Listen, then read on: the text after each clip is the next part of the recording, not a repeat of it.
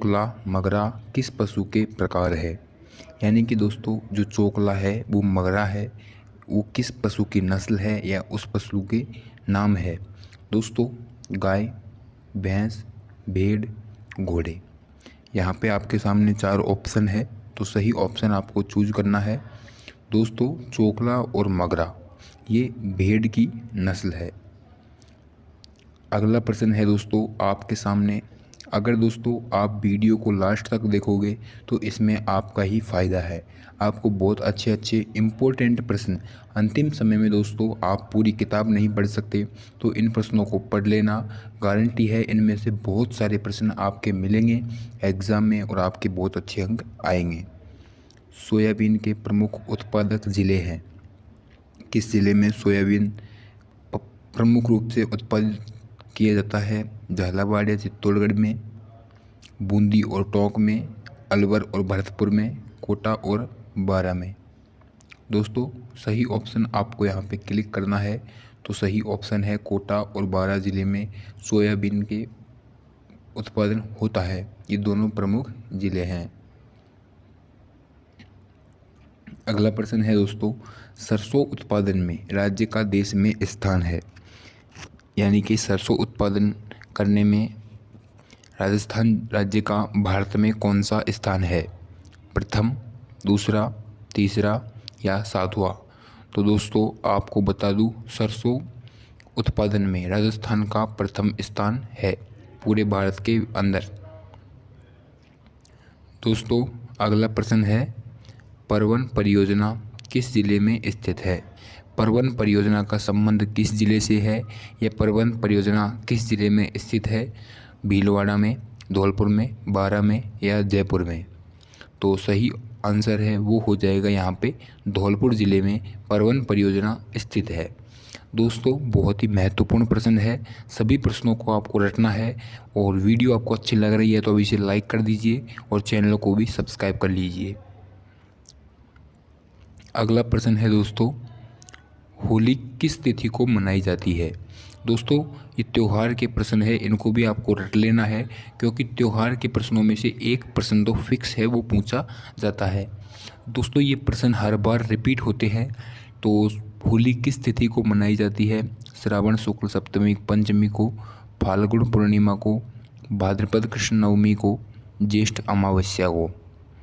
तो यहाँ पे सही ऑप्शन है वो आपका हो जाएगा फाल्गुन पूर्णिमा को होली का त्यौहार है, वो राजस्थान में ये जहाँ भी मनाया जाता है। अगला प्रश्न है दोस्तों, राज्य के कितने ज़िले अंतर्वर्ती ज़िले हैं। यानी कि राजस्थान है पूरा, तो इसके कितने ज़िले हैं जो अंदर है, जिनकी सीमा किसी अन्य राज्य से नहीं लगती है, जो राज्य राजस्थान के बीच में स्थित है। दोस्तों ऐसे कितने ज़िले हैं, तो यहाँ पे आपको बता दूँ ऐसे ज़िले हैं 8 ज़िले जो बिल्कुल राजस्थान के बीच में हैं, किसी अन्य राज्य से सीमा नहीं लगाते। इन्हें कहते हैं अंतर्वर्ती ज़िले। शेखावाटी के प्रसिद्ध नृत्य का नाम है। यानी जो शेखावाटी है, सीकर चूरू झुंझुनू शेखावाटी क्षेत्र है, उसका प्रसिद्ध नृत्य कौन सा है। चरी, घूमर, गरबा या गीदड़। तो सही ऑप्शन यहाँ पे हो जाएगा गीदड़ नृत्य शेखावाटी का प्रसिद्ध नृत्य है। अगला प्रश्न है आपके सामने, विश्व का सबसे बड़ा चांदी का पात्र कहाँ स्थित है। जो पूरे विश्व का सबसे बड़ा चांदी का जो पात्र है वो किस ज़िले में स्थित है, कहाँ रखा गया है। अजमेर में, कोटा में, जयपुर में, उदयपुर में। तो सही उत्तर है जयपुर ज़िले के सिटी पैलेस में। सिटी पैलेस में विश्व का सबसे बड़ा चांदी का पात्र है वो रखा गया है। अगला प्रश्न है, इसबगोल के लिए प्रसिद्ध जिला कौन सा है। इसबगोल के लिए प्रसिद्ध जिला कौन सा है। सिरोही, हनुमानगढ़, बाड़मेर, जालोर। तो सही ऑप्शन हो जाएगा जालोर जिला इसबगोल के लिए प्रसिद्ध है। अगला प्रश्न है आपके सामने, राजस्थान में पोमचा क्या है। पोमचा किसे कहते हैं।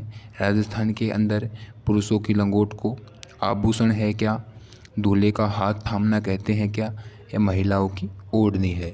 दोस्तों पोमचा महिलाओं की ओढ़नी है। ये प्रश्न आपको कला संस्कृति में पूछा जाएगा और इनको आपको रट लेना है, बहुत ही इम्पोर्टेंट प्रश्न है। ऊँटों के देवता किसे कहते हैं? ऊँटों के देवता किसे कहते हैं? पाबू जी को, हड़बू जी को, तेजा जी को या गोगा जी को? तो पाबू जी को ऊँटों का देवता कहते हैं और पाबू जी को ऊँट लाने का श्रेय पाबू जी को ही जाता है। अगला प्रश्न है दोस्तों, स्थापत्य कला का जनक किसे कहते हैं? यानी कि जो कला है स्थापत्य कला, जिसमें महल दुर्ग आदि आते हैं, उसका जनक किसे कहते हैं? महाराणा सांगा को, महाराणा प्रताप को, महाराणा कुंभा को, महाराणा उदय सिंह को? तो यहाँ पे सही ऑप्शन है महाराणा कुंभा को स्थापत्य कला का जनक कहते हैं। सिंह पर सवार गणेश जी की मूर्ति कहाँ पर है? यानी कि सिंह पर सवार है गणेश जी, ऐसी मूर्ति किस जिले में है?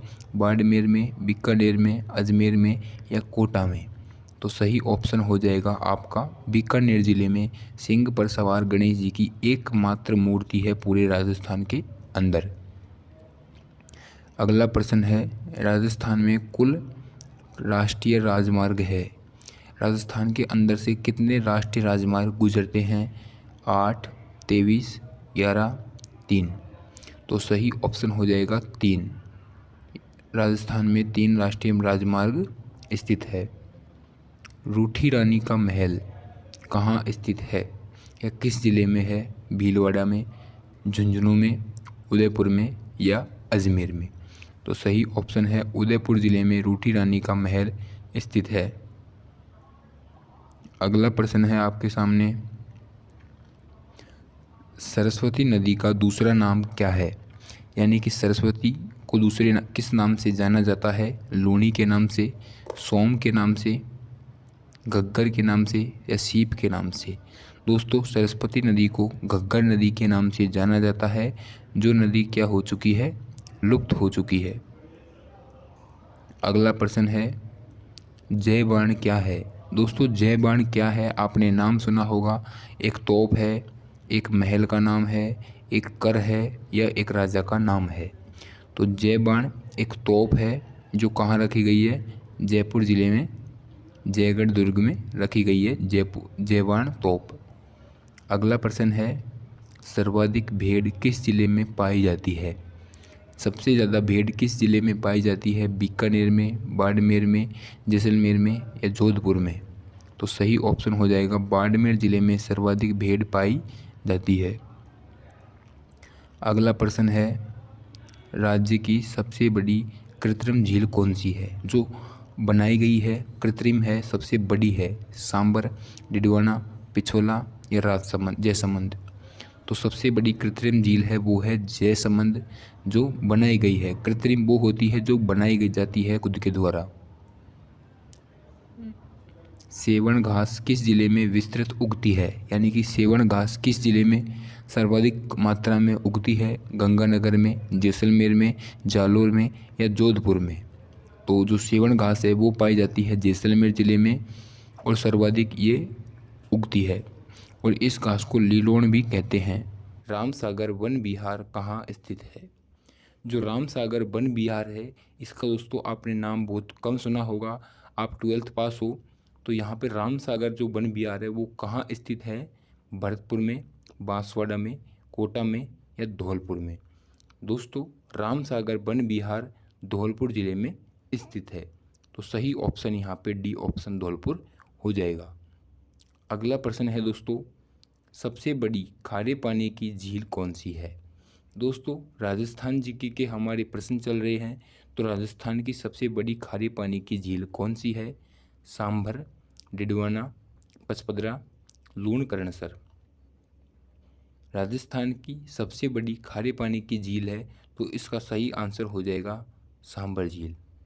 दोस्तों जो सांभर झील है वो राजस्थान की सबसे बड़ी झील है, लेकिन इंडिया की दूसरी सबसे बड़ी खारे पानी की झील है।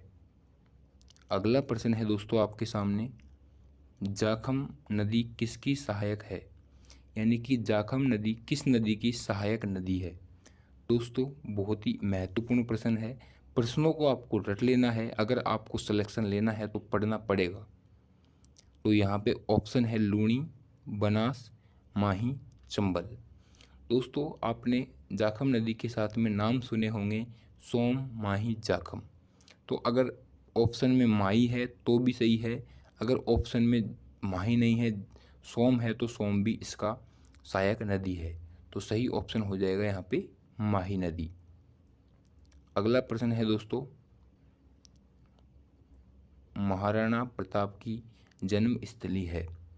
महाराणा प्रताप का जन्म कहाँ हुआ था? चित्तौड़गढ़ में, कुंभलगढ़ में, उदयपुर में या हल्दी घाटी में? दोस्तों महाराणा प्रताप का जो जन्म है वो हुआ था कुंभलगढ़ दुर्ग में, महाराणा प्रताप की जन्मस्थली कहलाती है। बनास नदी पर कौन सा बांध है? दोस्तों थोड़ी मिस्टेक हो गई है बाई चांस। बनास नदी पर कौन सा बांध है?